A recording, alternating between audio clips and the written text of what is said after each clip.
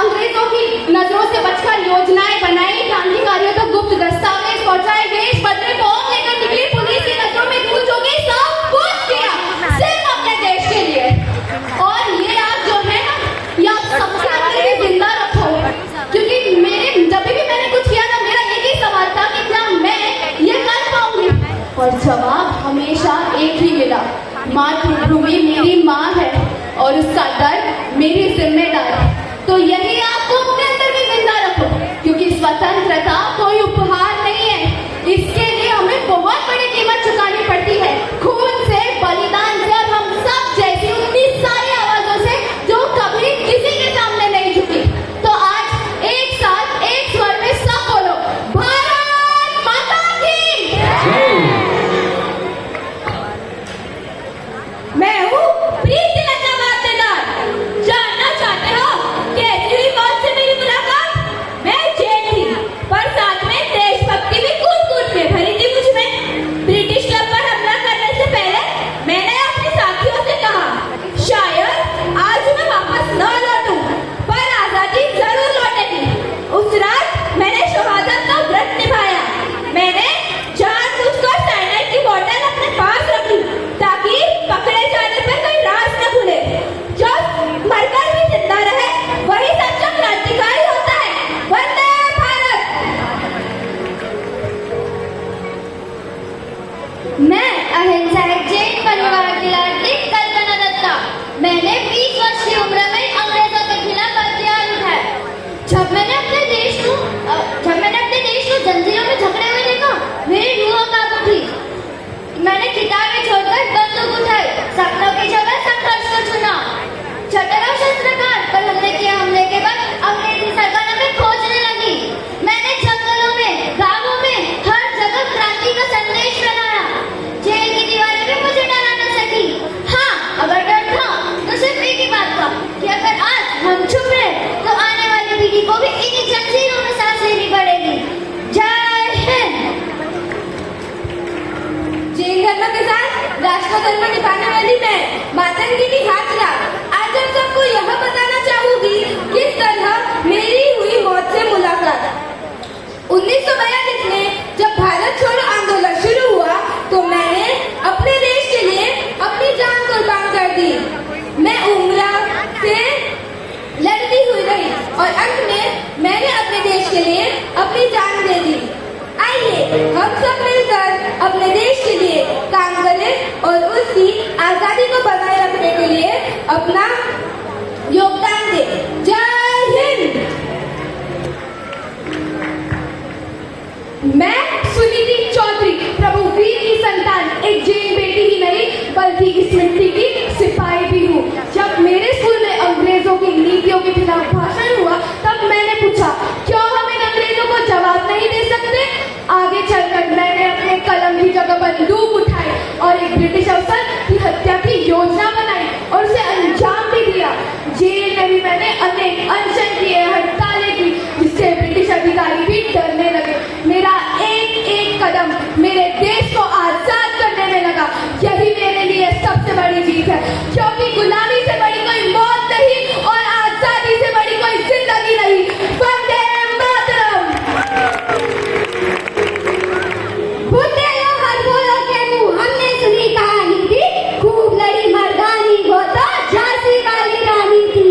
हाँ, मैं ही हूँ झांसी की रानी लक्ष्मीबाई, एक स्त्री, लेकिन मेरे इरादे किसी योद्धा से कम नहीं थे।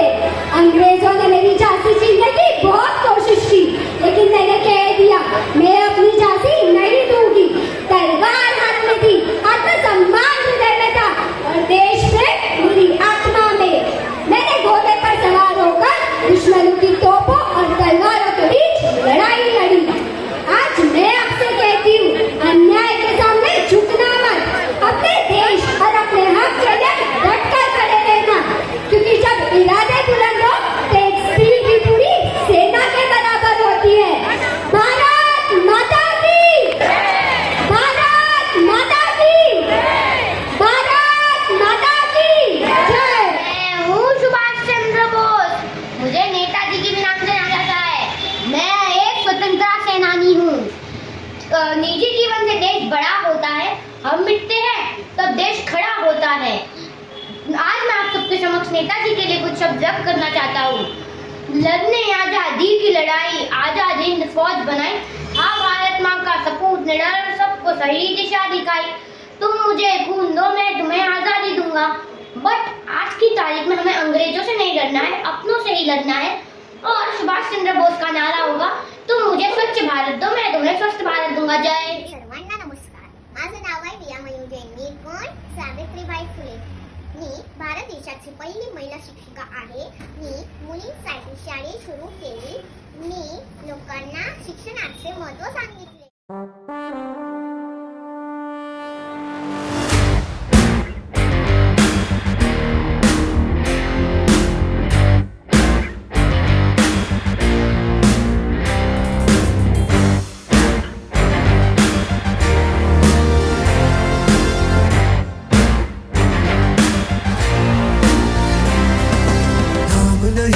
जश्न है भारत, रग रग में है जीत की आदत, ऐसा हुनर दुश्मन भी सलामी दे।